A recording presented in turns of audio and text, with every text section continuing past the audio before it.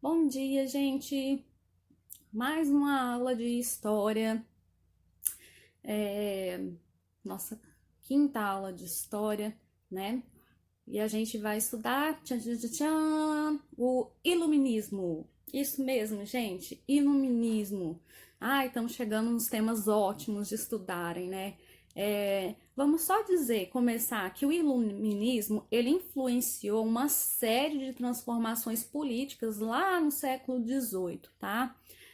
Mas começou antes, ele vem sendo gestado desde o século XVI, que foi aquele século que está entrando para a modernidade, está saindo do medieval e tá entrando para a modernidade. E o que é que tinha no medieval, no período medieval que a gente mais lembra? Igreja, né, queima as bruxas e monarquias. Então, o iluminismo ele é uma filosofia que impactou a história do Ocidente, né?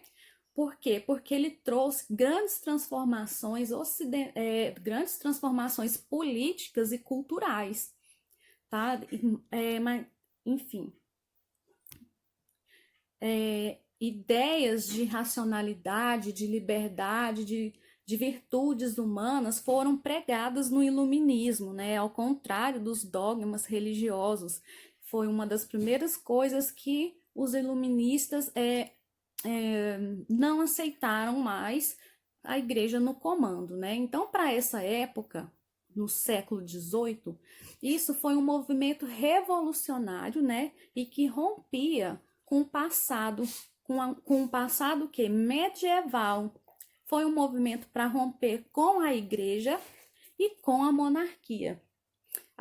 Esses sistemas não cabiam mais nessa época do século XVIII, época moderna, né? Então vamos resumir um pouquinho. Os iluministas, eles contestavam o sistema político de monarquia, onde se dizia, olha só, a tradição baseada nos dogmas da religião, né? Onde se dizia que o rei era escolhido por Deus, né? Então eles contestavam esse sistema e eles contestavam a tradição baseada em dogmas religiosos, tá? Para a burguesia em ascensão no século XVIII, né? As ideias iluministas elas foram muito importantes, gente. O que essas ideias trouxeram para a gente, né? O comércio como nós o conhecemos hoje.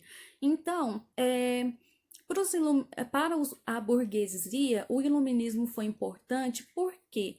Porque ele defendia o liberalismo econômico. O que é isso, liberalismo econômico, né? É o Estado não cobrar impostos, o Estado não ter nada a ver com o comércio. Então, eles estavam liberados para comercializar do jeito que eles queriam. Tá entendendo? Então, e era isso que eles queriam, né? Tirar a monarquia e se livrar dos altos impostos cobrados pelas coroas, né? Pelas monarquias. Foram importantes para essa época pelo menos 3 acontecimentos que a gente já ouviu falar e que são muito importantes: a Revolução Francesa, a Revolução Industrial e a Independência Americana. Gente, depois da Revolução Francesa, as coisas mudaram de uma forma assim revolucionária para o mundo daquela época. A, a Revolução Francesa tinha como lema igualdade, fraternidade e liberdade. Ou seja, né, não era mais aceito, não era mais tolerável um mundo com escravidão.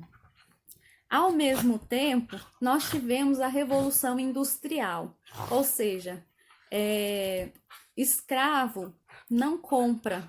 Então, não era mais interessante para a burguesia, para os países, ter escravos, porque eles não ganham dinheiro, eles não compram. Então, gente, vocês estão entendendo que vai se traçando uma série de coisas, né, do movimento iluminista que culmina com o nosso atual contemporaneidade, né? Então, a gente vai estudar mais a fundo esses temas, a Revolução Industrial, a Revolução Francesa e a independência americana, tá? Que também foi importante, muito importante, porque deflagrou, né, as, as outras, porque deflagrou, né, as outras colônias, a independência, né? Então, os iluministas, eles se preocupavam em denunciar a injustiça, a dominação religiosa. Não cabia mais aquela dominação que aconteceu na Idade Média pelas igrejas, não só católicas, pelas igrejas que existiam na época, né? Não cabia também o Estado absolutista, ou seja, a coroa, o Estado, dominar tudo. Lembra que eu falei dos altos impostos? E, enfim, eram vícios de uma sociedade que já não pertencia mais ao mundo moderno, estava muito mais afastada. Eles acreditavam muito no direito, no conceito de direito natural à felicidade.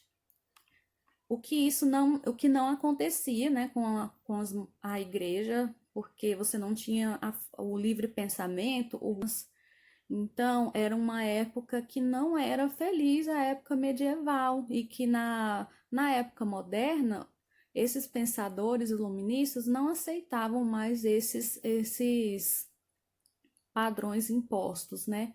Então a gente vai ver as características do iluminismo que a gente vai estudar, né, ao longo de algumas aulas aí, que é o racionalismo, o cientificismo, ou seja, usar a racionalidade no lugar da religião e a ciência também.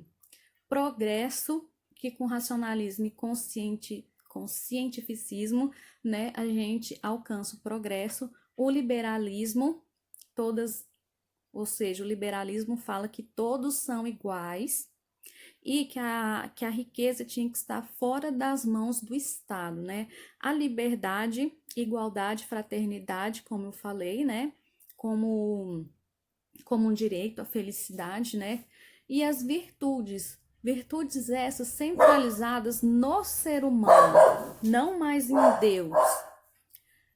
E, enfim, né? Chegar à modernidade, que a gente vai ver. Então, o iluminismo, ele é um termo abrangente que reúne muitos pensadores, tá?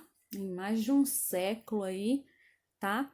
Mas ele é genericamente chamado de século das luzes, em referência à razão. A razão traz luz onde a ignorância impera. Vocês já ouviram essa frase?